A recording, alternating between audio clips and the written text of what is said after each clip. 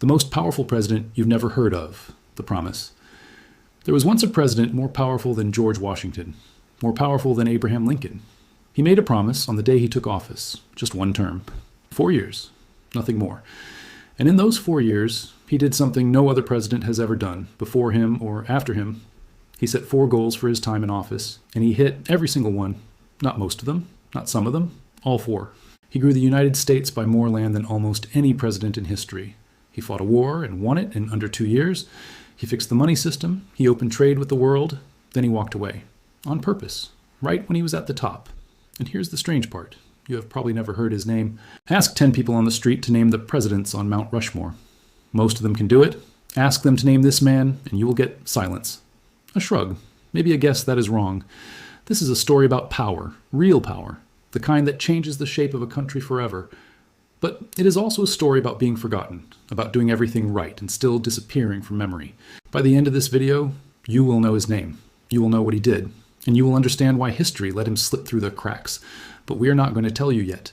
Because his story only makes sense if you do not know who he is. If you knew his name right now, you would picture him a certain way. You would judge him by what little you remember from a history class you probably slept through. So for now, just call him the man. Stay with us. Because what happened to this man will make you angry. It will make you sad. And it might make you look at every president who came after him a little differently. Let's begin. The nobody saw coming. In the spring of 1844, nobody thought this man had a chance. He was not famous. He was not loved. He had already lost 2 elections for governor in his home state and lost them badly. His political career looked dead. Friends told him to give up. Rivals laughed at the idea of him running for president.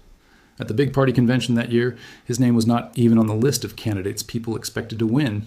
There were bigger names, louder names, famous men who had spent years building their reputations, waiting for their turn. But something strange happened inside that convention hall. The party could not agree. Ballot after ballot, the top candidates blocked each other. Neither side would budge. The room grew hot and tense. Men shouted. Deals fell apart. It looked like the whole convention might collapse without picking anyone at all. And then, on the 9th vote, someone said his name. At first, people laughed. He was not even trying to be the top candidate. He had entered the race hoping for a much smaller job, maybe vice president. He was what people at the time called a dark horse, a name almost nobody outside his home state would recognize. But sometimes, when 2 giants cannot agree, the room turns to the person nobody was afraid of. By the next vote, his name picked up more support, then more. Within hours, the man who nobody expected to win was now the party's pick to run for president of the United States. His opponents mocked him instantly. Newspapers ran headlines asking, "Who is this man?" His own rival's campaign made it their slogan. They wanted voters to laugh him out of the race before it even started. But here is what nobody understood yet. This so-called nobody had spent years in the shadow of a much bigger political figure, learning everything. He had served in the state legislature. He had served in Congress. He had even been the Speaker of the House, one of the most powerful jobs in the entire government, a job that requires you to control a room full of angry, arguing men and somehow get anything done. He was not new to power. He was just new to attention. And he was not soft. Those who worked closely with him described a man who almost never smiled in public, who worked with a kind of grim, quiet focus that unsettled people. He did not care about being liked. He cared about being effective. When the election came that November, something even stranger happened. The nobody won. It was close, painfully close in some states. But he won enough of the country to become President of the United States at just 49 years old, one of the youngest presidents up to that point in history.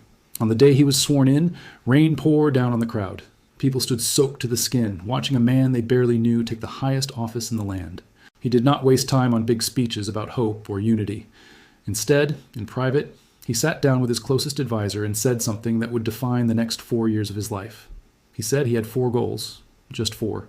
And he intended to accomplish every one of them before his term ended, no matter what it cost him. Nobody believed he actually meant it. They should have believed him. 4 promises, 1 term. Here is something almost no president in American history has ever done. He wrote down exactly what he wanted to accomplish before he even took office. Then he did all of it. Most presidents get pulled in every direction once they are in the White House. Wars start, emergencies pop up, plans change, promises get broken. Not always because the president is lying, but because the job is chaos, and chaos does not care about your to-do list. This man refused to let chaos win. His first goal was money. At the time, the United States banking system was a mess. Different banks printed their own money. Some of it was worthless. There was no safe, steady way for the government to hold and manage its own funds. He pushed hard for something called an independent treasury, a system where the government's money was kept safe and separate, away from the shaky private banks of the time. It passed. It became law, one goal down. His second goal was trade. Taxes on imported goods, called tariffs, were sky high at the time, which made life more expensive for regular families and made other countries less willing to trade fairly with America. He fought to lower those tariffs, even though it made powerful business owners furious. He won that fight too. Goal 2, done. His third and fourth goals were the big ones, the ones that would reshape the map of North America forever. At the time, there was a huge stretch of land in the Pacific Northwest that both the United States and Great Britain claimed. People were calling for war. Some politicians shouted a slogan demanding all of it or nothing, threatening a fight with one of the most powerful empires on Earth over a strip of land most Americans had never even seen. This man did something braver than starting a war. He negotiated. He split the difference with the British, drawing a border that gave the United States a massive, valuable piece of land in the Pacific Northwest, without firing a single shot. Millions of acres, gained through patience instead of bullets. That is goal number 3. And then came the fourth goal, the most dangerous one of all. Mexico and the United States had been circling each other for years, arguing over Texas and the land further west. Tensions kept rising. This man believed the United States should stretch all the way to the Pacific Ocean, that its future greatness depended on claiming land that then belonged to Mexico, including a small, sleepy region called California. So he made a choice that would define his entire presidency, and honestly, define the rest of American history. He pushed the country into war. Soldiers were sent to a disputed stretch of borderland. Fighting broke out, and soon the United States and Mexico were locked in a brutal war that would last nearly 2 years. It was bloody. Thousands of soldiers died, many more from disease than actual combat. Families back home waited months for letters, never knowing if their sons were still alive. This man ran the war almost entirely from his desk, reading battle reports late into the night, making decisions about troops and generals from hundreds of miles away, sometimes without sleep for days. And in the end, the United States won. When the war finally ended, Mexico was forced to give up an enormous piece of land. California, Nevada, Utah, most of Arizona, parts of several other future states. All of it became United States territory because of a war this one man chose to fight. Think about that for a second. If you have ever been to Los Angeles or Las Vegas or the Grand Canyon or San Francisco, you have stood on land that became part of America because of decisions made by a man almost nobody remembers today. By the time his 4 years were up, the United States was almost 50% bigger than when he started. 50% in one single presidential term. He had promised 4 things. He delivered all 4. And then, true to his word from day one, he did something that almost no politician in history has ever done on purpose. He did not run again. He walked away from the most powerful job in the country at the peak of his success, because he said that was always the plan. But here's the part of the story that nobody talks about. That promise, the one to serve only one term and pour everything into it, may have cost him something far more valuable than an election. The price of power. Power like this does not come free. While this man was reshaping the map of an entire continent, something else was happening to him. Something quieter, something almost nobody around him fully noticed until it was too late. He was working himself to death. People who worked in the White House during his term describe a man who almost never rested. He was known to work 12, 14, sometimes 16 hours a day, reading every report himself instead of trusting others to summarize it for him. He rarely took vacations. He barely took weekends. While other presidents before him had leaned on their staff and cabinet members to handle the details, this man insisted on knowing everything, deciding everything, controlling everything. His wife, a sharp and deeply involved partner who helped him with speeches and letters, tried to get him to slow down. She often said in later years that she believed the presidency had drained the life right out of him. She would have known. She was the one who watched him grow thinner and paler with each passing year in office. There were no long vacations for this president, no golf trips, no relaxing evenings away from the job. He treated every single day in office as a day he had to earn, a debt he owed to the promise he made when he took office. By his final year as president, people who saw him in person were shocked at how much older he looked than his real age. He was still in his early 50s, but exhaustion had carved itself into his face. His hair had gone gray, his energy, once sharp and relentless, had worn down to almost nothing. He had also just led the country through a brutal war. War does something to a leader that is hard to put into words. Every soldier who died was, in some way, a decision that led back to his desk. Every battle report he read described young men, some barely out of childhood, killed far from home. He carried that weight the entire time, in addition to the crushing daily grind of running the government. And there is something almost tragic about how he handled all of it. He never once slowed down to enjoy what he was building. He did not celebrate the new territory like a conquering hero. He did not throw parties over his political wins. Historians who studied his diaries say he wrote about his work with the tone of someone completing an obligation, not someone savoring a victory. He kept his promise to serve only one term. He believed deeply that presidents should not cling to power, that 4 years was enough time to do real work, and that stepping aside afterward was the honorable thing to do. But by giving everything he had to those 4 years, he left almost nothing behind for whatever came next. When his term finally ended, he and his wife packed up and returned home, expecting to finally rest after years of nonstop pressure. He did not get the chance to enjoy it for very long. The forgotten deaths. Here's something that should stop you in your tracks.